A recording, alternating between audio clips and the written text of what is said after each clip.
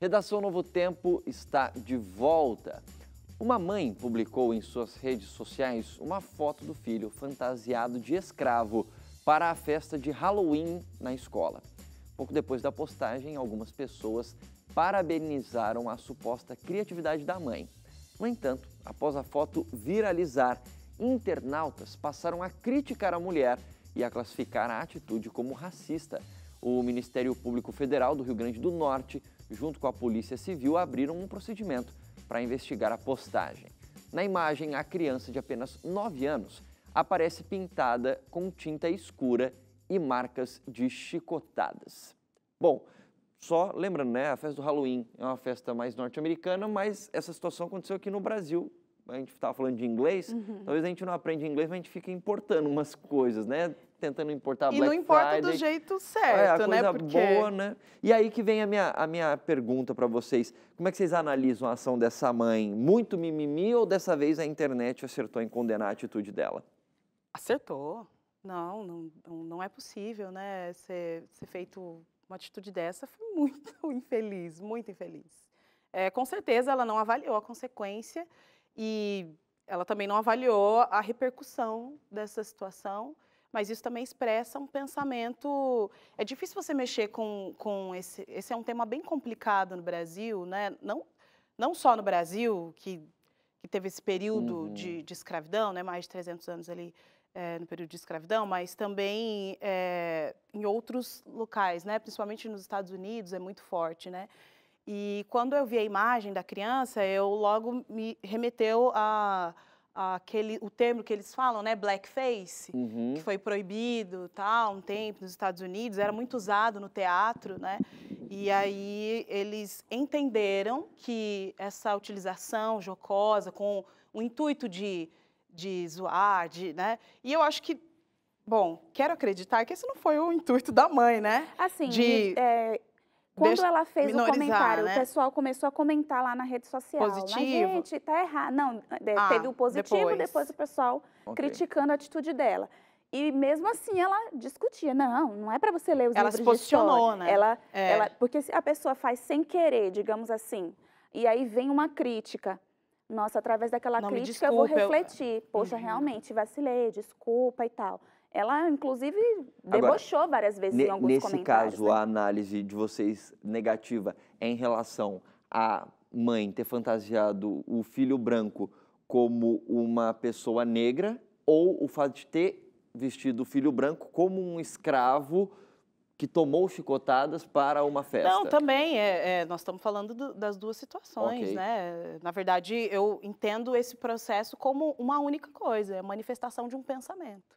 Né? Então, não exatamente, é como esse pensamento foi exteriorizado, né? É porque, na verdade, eu até trouxe aqui o depoimento da escola. A escola se posicionou contra a condição, era uma festa da escola, e a escola diz assim, que a gente pisou na ferida do Brasil.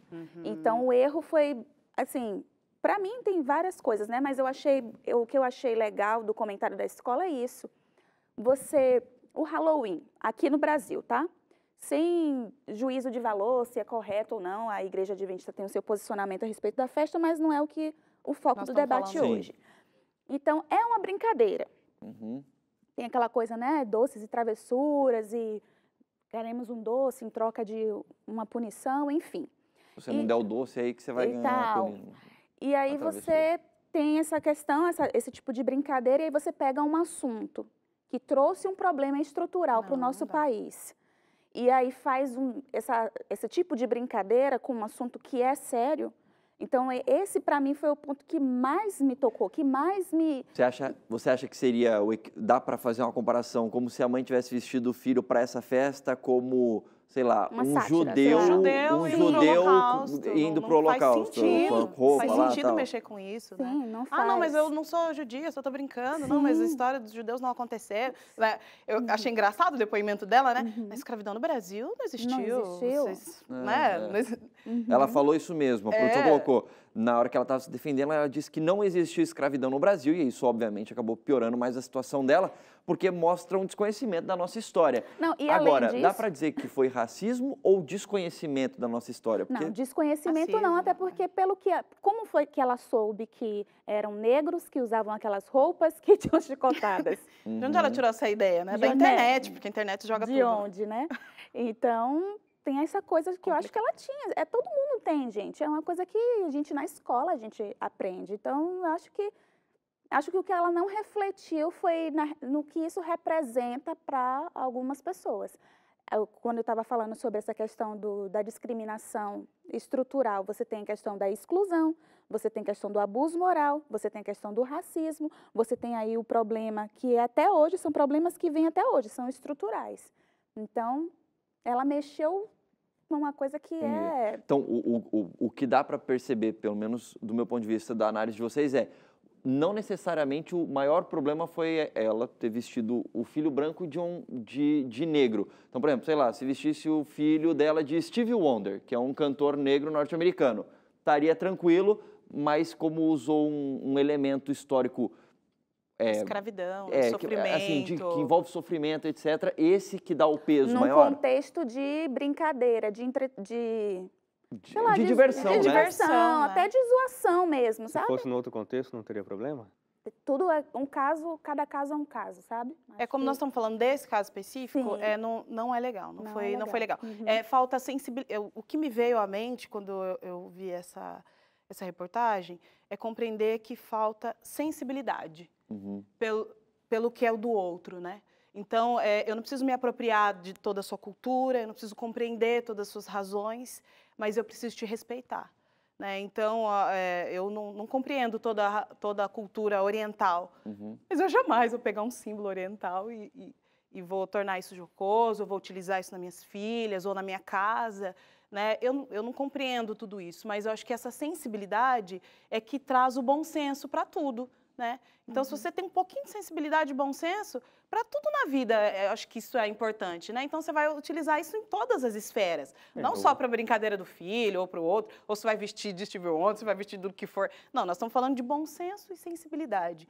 Será que isso, de alguma forma, vai ferir o conceito do outro, o grande problema, eu já falei algumas vezes quando a gente fala sobre a questão que tem que ter bom senso. O problema que eu vejo é que o bom senso não se traduz em nada, né? Quer dizer, cada um não dá para medir, não dá para medir, cada um tem o seu bom senso. E essa mulher, ela, inclusive, os depoimentos que ela escreveu na rede social dela mostram isso. Ela diz, não houve escravidão no Brasil. Então, parem de encher minha paciência com isso. Vão ler livros de história para vocês aprenderem que não teve. Então, para de mimimi. Então, assim, o bom senso dela diz... Tá tudo certo para mim. Não tem problema nenhum no que eu fiz, porque o que vocês estão falando é tudo baboseira. Mas então, você, aí que está o negócio acha? do bom senso, né? Aí, o que a gente tem de evidente, e aí é que é preciso pensar no contexto assim de prática. O racismo é uma coisa que é criminalmente condenada no Brasil. E aí, o que o Ministério Público vai fazer é analisar a ação dela. Foi racista ou não foi racista? Antes de qualquer outro tipo de atitude, o Ministério Público vai ter que analisar isso, né? E aí tem as imagens que estão aí, ela divulgou a imagem, está lá o menininho com uma corrente no pescoço e as mãos amarradas, essa é a composição de escravo que ela fez, apesar de dizer que não houve escravidão no Brasil, mas como você falou, ela sabe muito não bem, houve escravidão, ela tem detalhes, mas um escravo, na minha concepção, é isso, é um negro amarrado com chicotada nas costas. Então, fica evidente que alguma coisa de errado não está certa, como diz o nosso colega da redação, Breno Moza. Tem alguma coisa de errado que não está certo nessa história, porque se você diz que não teve escravidão no Brasil, que é mentira o que os livros dizem, mas retrata de forma tão fidedigna a imagem inverídica, então, de um escravo no Brasil, então tem uma coisa muito que não está fechando nessa conta, né? Mas aí tem essa questão, o bom senso dela está de acordo com o que ela pensa, então ela pensa que assim está certo e assim está certo. Só que aí a gente vai precisar que a justiça diga, não está certo isso, está errado. Por quê? Porque a gente tem uma questão que é histórica. Como diria um cantor antigo, suas ideias não correspondem aos fatos. Exatamente. Porque é fato, não dá para dizer. Aí, assim, ó, nessas notícias que eu li a respeito disso, há vários comentários e tem sempre muita divisão, né? Tem gente que concorda com ela, fala, não, nunca existiu mesmo, isso aí é baboseira, porque os negros lá da África vendiam seus compatriotas para os europeus brancos escravizarem. E não é mentira. É verdade. Agora, mas a escravidão aconteceu, então. Agora, o fato de que lá na África negros vendiam negros para brancos não significa que não houve a escravidão. Não significa que os escravos que vieram para o Brasil não tenham sofrido. Entendeu? Uma coisa não anula a outra. E acho que isso falta muito na concepção das pessoas que tentam fazer um embate contra o que eles chamam de mimimi do movimento negro, entende? Agora, falando disso, sobre coisas que as pessoas fazem, mas não admitem, a produção deu um dado aqui pra gente, eu não tenho a fonte especificamente, mas de acordo com esse dado que foi apresentado aqui, 2 em cada 10 brasileiros assumem ser racistas, machistas ou homofóbicos. Ou seja, de cada 10, 2 falam, não, eu sou racista mesmo, ou não, eu sou machista mesmo, ou não, eu sou homofóbico. Agora, desses 10, 7 já admitem ter feito alguma declaração discriminatória pelo menos uma vez na vida. A produção está dizendo que esse dado aqui é levantamento do Ibope. 7 admitem já ter feito uma declaração discriminatória pelo menos uma vez na vida, do tipo, mulher tem de se dar ao respeito, ou eu não sou preconceituoso, até tenho um amigo negro, etc, etc. E aí que fica a questão, né? Existe uma diferença muito grande entre a teoria e a prática. Por exemplo, pegando o gancho dessa mulher de novo, uma coisa ela é dizer assim, não houve escravidão no Brasil. Outra coisa é ela, mas se não houve escravidão, como é que você sabe qual é a figura de um negro escravo para você fantasiar o seu filho disso? Surgiu da onde? Você teve uma iluminação e você pensou, acho que era assim. Eu acho que era dessa forma que estão nos livros, né, de Gilberto Freire. Agora tem uma coisa legal que a Carol falou sobre o respeito à cultura do outro, ao entendimento que o outro tem, a história do outro. E a gente até já discutiu isso aqui, foi quando teve aquela propaganda da doação de sangue, que Jesus Cristo ia lá e doava. E meio que o consenso foi justamente esse, tipo, beleza, eles não tiveram aquela intenção de ferir determinada religião, mas aquela religião que vê Cristo num patamar, tipo, nossa, é uma reverência muito grande, a gente precisa respeitar e não satirizar a pessoa.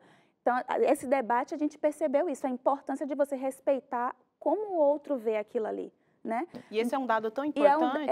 É justamente aquilo que você falou, a escravidão, ela tem relevância, ela tem um peso para aquele público, para aquela pessoa. Então, você precisa respeitar justamente o entendimento que ela tem sobre aquela circunstância ali. Esse dado é interessante porque eu tinha visto uma vez uma matéria em uma revista falando sobre essa raiz do preconceito e ela trazia... Eu já lembrei daqueles testes da época da adolescência, a gente pegava os testes. Você é uma pessoa legal? Deixa eu fazer os testes.